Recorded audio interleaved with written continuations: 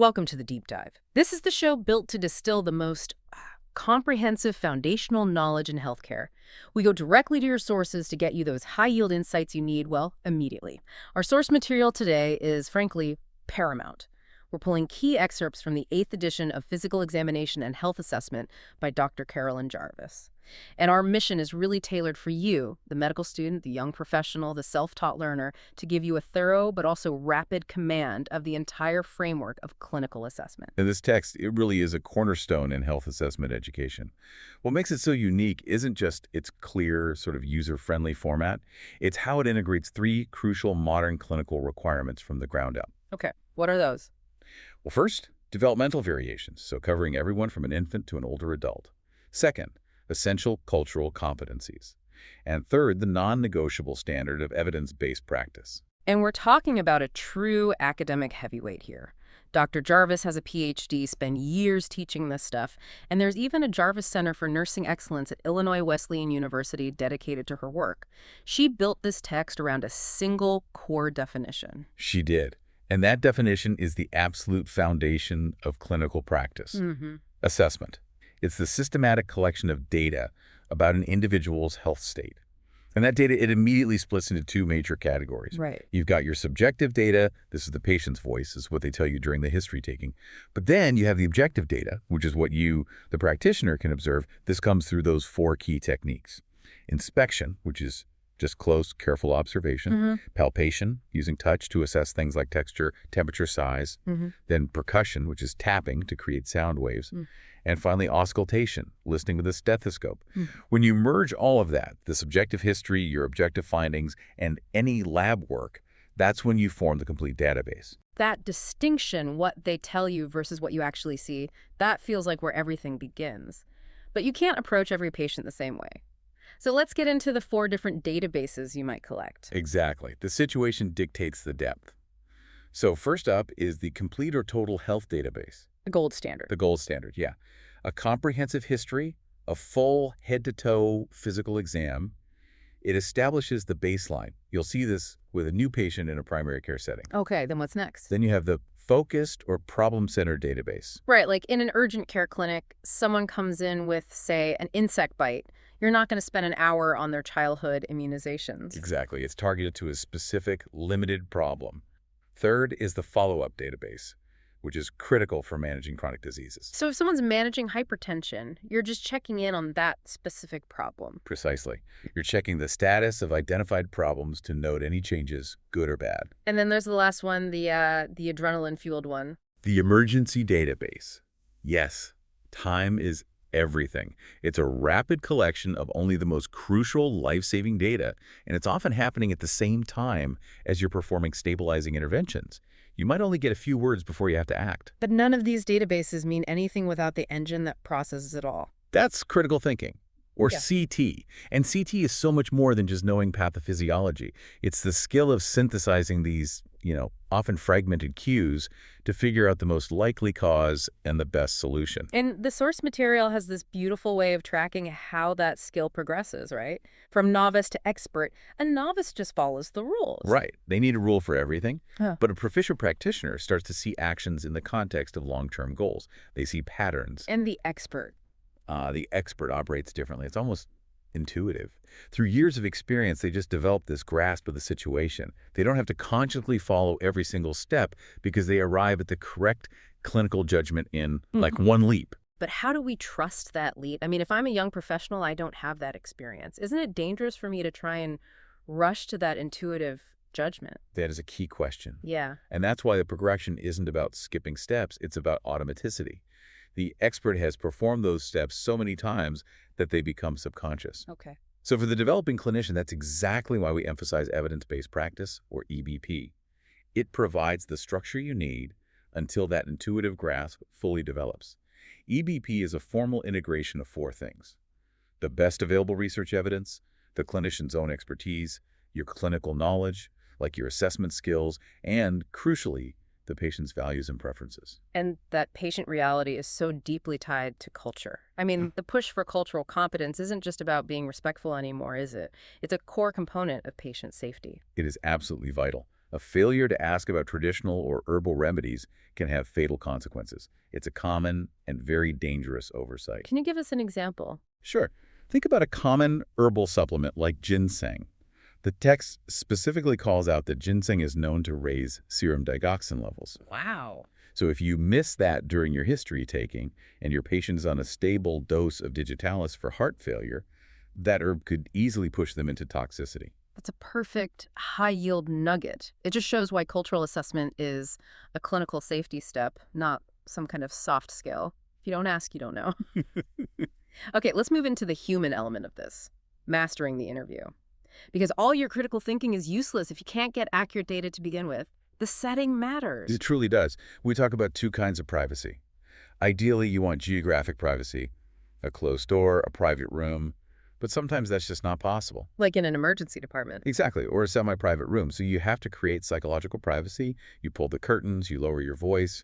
The goal is to make the person feel secure enough to be completely honest with you. And when it's time to document that chief complaint, the reason for seeking care, precision, is everything. You must record it in the patient's own words, and you have to document the duration. So, for example, If a patient with a history of COPD comes in struggling to breathe, you write, quote, increasing shortness of breath for 4 hours.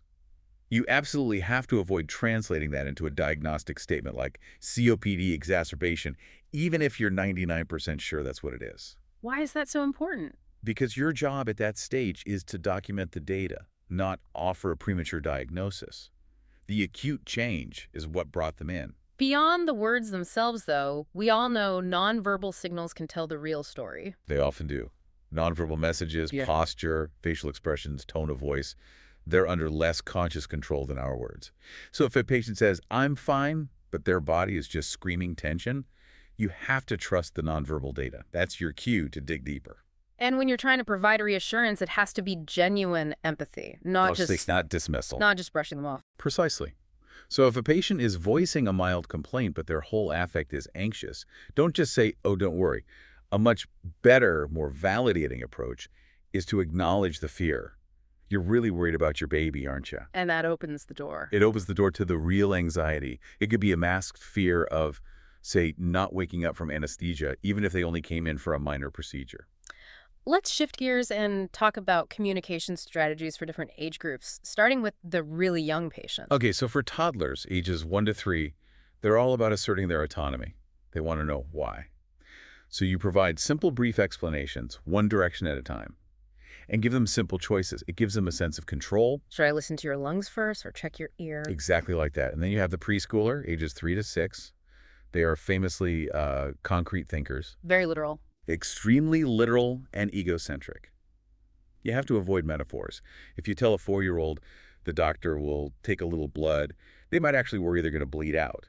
And you have to be mindful of animistic thinking. Where they think inanimate objects are alive. Yes. If you leave a blood pressure cuff on the table, they might think it's alive when watching them. So you have to explain any unfamiliar equipment very carefully. With adolescents, it's a completely different ballgame. Privacy is the absolute cornerstone. You have to address them alone for any sensitive topics.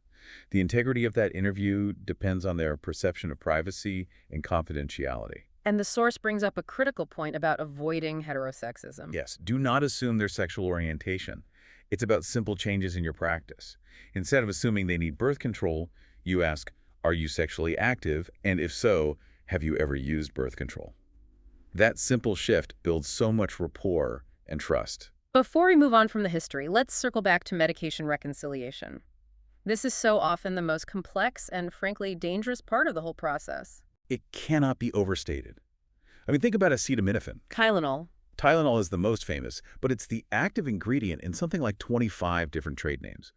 People can get into serious acute liver damage if they unknowingly double or triple the max daily dose by taking, say, a cold remedy and a painkiller that both contain it. So you have to ask about everything. Every single medication, included the dosage in milligrams, and that includes over-the-counter products. We mentioned herbs earlier. Are there any other major drug-herb interactions we should be highlighting? Absolutely. St. John's wort, it's often used for mood support, But it's notorious because it impacts the CYP450 enzyme metabolism pathways, Which means? which means it can lead to a huge range of dangerous herb-drug interactions.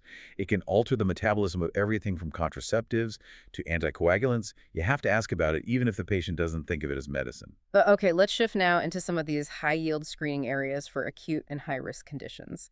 Let's start with mental status. We use that universal mnemonic, ABCT. Right. These are the pillars of your mental status exam: appearance, behavior, cognition, and thought processes.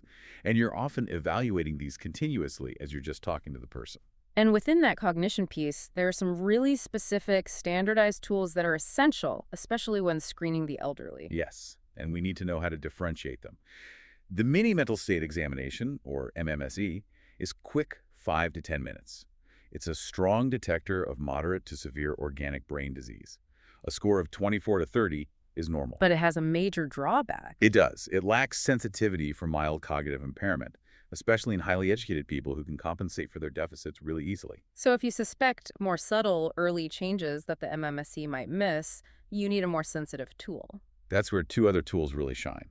The Montreal Cognitive Assessment, or MoCA, is highly sensitive to mild cognitive impairment. It looks at more domains than the MMSE, and a score of 26 or greater is considered normal. And you add 1 point for people with less than 12 years of formal education to adjust for that bias. And the other option, the one that's even quicker. That's the mini-cog. It's highly reliable, takes only 3 to 5 minutes, and importantly, it's not influenced by a person's literacy or education level. It just combines a 3-item recall test with a clock drawing test. It's an excellent, rapid bedside screen. Now let's address substance use, which is a massive and growing public health threat. The stats on alcohol use disorder, or AUD, are just staggering. They're deeply concerning. Data from the decade between 2004 and 2014 showed that high-risk drinking in the U.S. went up by almost 30%, and diagnosed AUD went up by nearly 50%. Wow. And the highest increases were among women and older adults. Mm. We use the IUDT, the Alcohol Use Disorders Identification Test, where a score of 8 or more suggests hazardous drinking that warrants an intervention. And we can't talk about high-risk screening without addressing the opioid crisis. It's a true epidemic. Since 2013, drug overdose deaths in the U.S. have tragically exceeded deaths from motor vehicle accidents. And from an assessment standpoint, here's a crucial fact. Over half of people who misuse pain relievers get them from a friend or relative. Which just underscores the need to talk about securing medications in the home. Absolutely. Finally, let's turn to family violence and safety. Healthcare settings are really on the front lines for identifying this. The numbers are frightening. Yeah. About 20 people per minute are abused by an intimate partner in the U.S. The Joint Commission actually requires that all healthcare settings have standards to assess, document, and refer for violence. And clinicians are mandatory reporters for suspected child abuse and neglect in all states. What are the best, most sensitive tools for quickly screening for intimate partner violence, or IPV? There are a few highly validated ones. They include ETSETS, which stands for hurt, insult, threaten, scream. There's also STAT, slapped, threatened, and throw in arc, humiliation, afraid, rape, kick. And a quick note on the elderly. Yes. Nearly 60% of elder abuse is perpetrated by a family member. So we have to specifically consider financial or material abuse in that population. Okay, we've built the framework, we've covered the history and the critical screening. Now let's get physical. Let's talk about the mechanics of the examination itself. What's the golden rule for the sequence? The basic rule is this. Inspection always comes first. Always. You have to train yourself to observe closely before you ever lay hands on the patient. And what's a fundamental technique for accuracy? Using the patient as their own control. The right and left sides of the body are nearly symmetric, so constantly comparing the two sides helps you spot even really subtle abnormalities. Let's review percussion. This is an art that a lot of new practitioners struggle with. What are the key notes we're listening for? Percussion notes are basically audible reflections of the tissue's density. So if you percuss over healthy lung tissue, you should hear a medium, loud, clear, hollow sound. That's called resonant. If you percuss over an air-filled structure in the abdomen, like the stomach, you'll hear timpani, a loud, musical, drum-like sound. And conversely, if you're over a dense organ like the liver or spleen, the sound is a soft, muffled, dull thud. Let's shift to a subjective but crucial system. Pain. The source material emphasizes that pathologic pain develops through two distinct neurological processes. That's right, nociceptive and neuropathic. Nociceptive pain is the normal process. Functioning nerves get stimulated by actual or threatened tissue damage. Think of a sprained ankle or a surgical incision. And neuropathic pain is totally different. Totally different. Neuropathic pain is caused by a lesion or a disease within the somatosensory nervous system itself. The mechanism is fundamentally flawed. And clinically, the patient's description becomes your primary diagnostic clue. So how do we coach the listener to tell the difference when taking a history? The words matter. Nociceptive pain, especially from somatic sites, is usually described as throbbing, aching, or cramping. Neuropathic pain, from nerve damage, is described very differently. You'll hear words like burning, shooting, stabbing, or tingling. Making that distinction is absolutely essential for choosing the right treatment. And what about assessing pain in infants? It's notoriously difficult. It is, because we can't rely on self-report.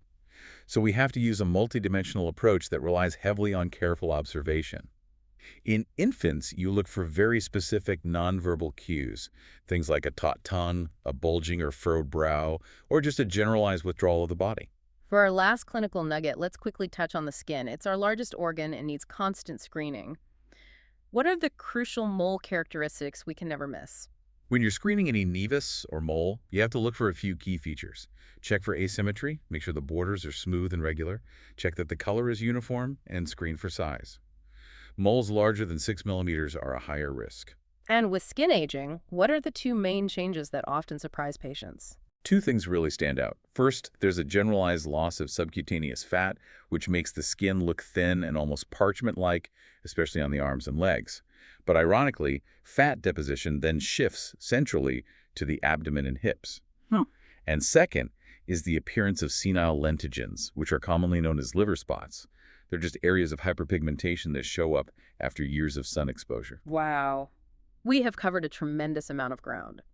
From the philosophy of evidence-based practice all the way through interviewing, high-risk screening, and right down to the mechanics of percussion and pain. And that's the ultimate goal of this deep dive, to take this comprehensive text and turn it into knowledge you can apply immediately. So as you integrate this, I want you to constantly apply that critical thinking model. Which brings me to a practical exercise for you. Okay, let's hear it. Imagine you're seeing a new primary care patient who's 78 years old. You need a fast, reliable screening tool for their cognitive state. Now, given that the MMSE often misses subtle early disease, which two screening instruments would you choose to compare and contrast for maximum sensitivity to mild cognitive impairment? And why is comparing those two particular tools so valuable for this patient population? That requires really synthesizing the differences in validity and administration we just talked about. That's a fantastic question to apply this knowledge right away. And that wraps up our deep dive into this foundational clinical assessment framework. Thank you for sharing your sources with us. My pleasure. Go forth and assess accurately. We'll catch you on the next deep dive.